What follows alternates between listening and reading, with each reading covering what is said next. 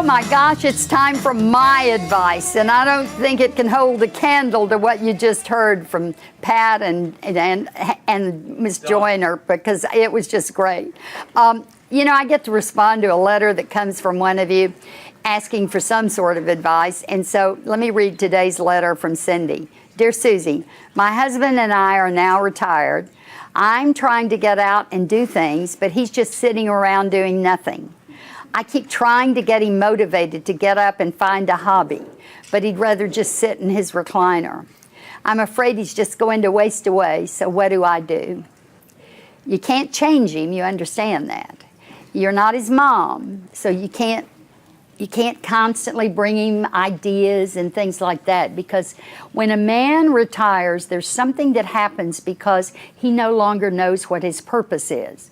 Men believe they are to provide for their family, they are to work. This is who they are, and they've got to have a project. And maybe his project was working.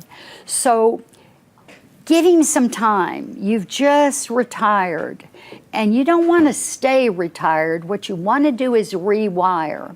So you look at what you need to do, get out, start volunteering, find another business. Maybe you all could start another business. I don't know what his occupation was or what he was doing. But the main thing is you cannot press him to get out of that recliner. It has to come on his own. And maybe something will catch fire. And I'll tell you something else. Just say a prayer for him. It's tough to all of a sudden be somebody and then have nothing. I feel for him, and that's my advice. Oh gosh, I'm exhausted.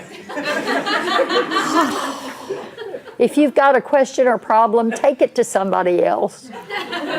Shoot me an email to Suzie@ktxdtv.com or find me on Twitter at Suzie Says So. You can also shoot me a note on Facebook. Just find me. I love you to come to Facebook. Suzie Humphreys.